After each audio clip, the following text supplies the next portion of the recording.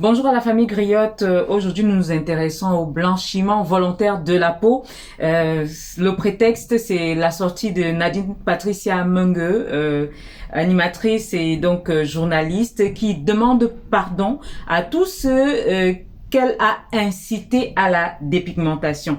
Je vais vous lire un tout petit peu le passage de Nadine Patricia qui nous dit frères, sœurs en Christ, mon engagement à Christ me doit de vous avertir des ruses du malin. Lorsque j'étais dans le monde, j'utilisais des produits éclaircissants et je représentais par ricochet les choses du monde comme je vous l'ai déjà dit précédemment.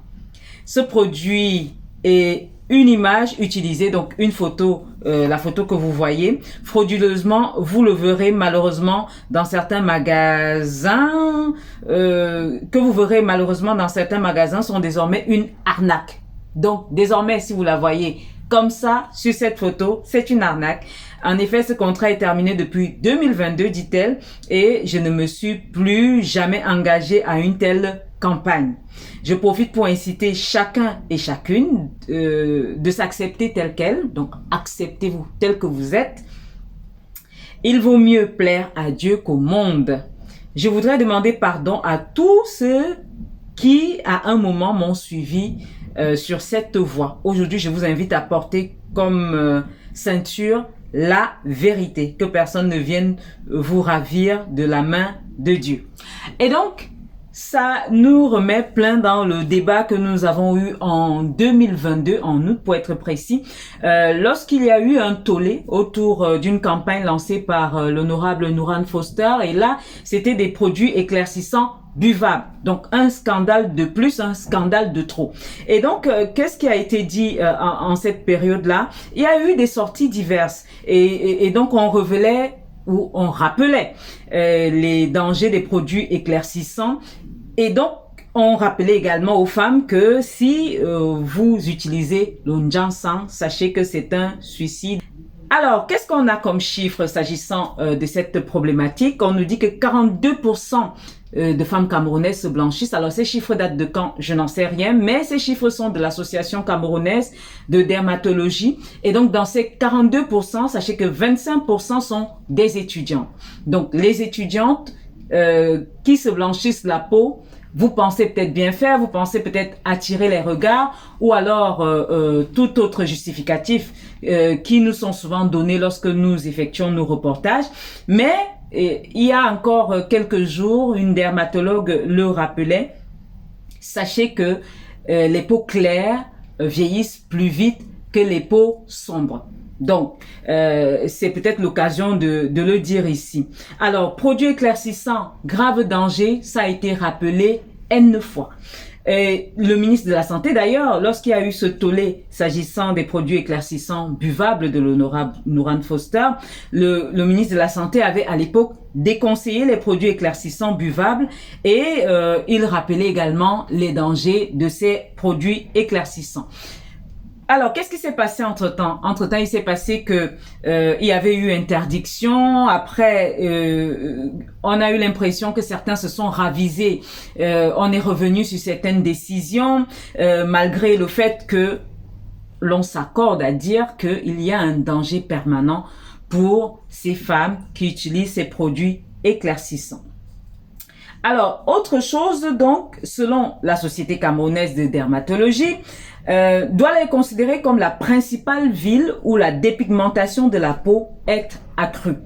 Et d'après une étude, 27,8% des habitants de la métropole économique font recours à des produits éclaircissants. Donc, une étude réalisée sur un échantillon de 10 000 hommes et femmes âgés entre 15 et 50 ans le révèle. Donc, ce qu'on retient, c'est que 27,8% des habitants de la métropole économique se blanchissent la peau et pensent bien faire. Je le suppose, hein. Et donc, après arrive la ville de Kumba dans le sud-ouest du Cameroun. Selon la même étude évoquée ci-avant, 24,1% de la population se blanchit la peau.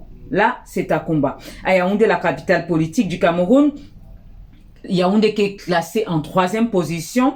L'étude note que 19,6% de la population est adepte aux produits éclaircissants. Et Yaoundé est suivi par la ville de Kribi dans le sud avec 11% et vient Baganté à l'ouest avec 10,3%. Ce qu'on précise, c'est que c'est un danger permanent et il y a des femmes qui jadis se blanchissaient la peau et se sont reconverties. On a eu des cas de dénonciation aussi après cette année 2022 et ces différentes sorties que j'ai évoquées précédemment. On a eu en 2023 une artiste qui a utilisé des produits éclaircissants d'une marque, de la marque Karimo, parce que nous avons fait également un article sur le sujet. Et elle a dénoncé le fait que ces produits-là, non seulement la vieillissaient, mais ne pouvaient plus sortir sous le soleil. Elle avait beaucoup de problèmes en ce moment-là. Donna Chou Million invitait d'ailleurs en cette période-là les hommes à détruire les produits éclaircissants de leurs épouses. Parce que, soulignait-elle, est-ce que ces hommes savent que ça cause l'infertilité de leurs épouses? Alors, il y a eu cette période-là, même si on a l'impression qu'après, elle-même s'est ravisée et a replongé. Je ne sais pas si c'est une addiction, mais bon. Et en dehors de ce cas où on parle de quelqu'un qui a replongé, il y a... peut-être pour ceux qui suivent cette page Black Amazon, qui ne cesse de sensibiliser. Elle le rappelle, elle se blanchissait la peau. Elle a dû arrêter à un moment donné et aujourd'hui, elle se sent plutôt très belle. Et puis, pour terminer, peut-être avec Florazé de Regretter Mémoire, qui ne cessait de le rappeler dans un combat qu'elle avait appelé Black Attitude, et c'était un mouvement, justement. Les chiffres, disait-elle, sont alarmants. Les femmes déjà dépigmentées sont atteintes de cancer, d'hypertension artérielle, de cancer de la peau, du sang, du col de l'utérus. Il est même difficile pour certaines de faire des enfants, le rappelait-elle. Donc, cette sortie de Nadine Patricia Mengue nous permettait de revenir sur ce sujet important, capital pour vous, mesdames, qui nous suivez et pour vous, messieurs, également. C'était cela notre petite chronique du jour. On se retrouve bientôt.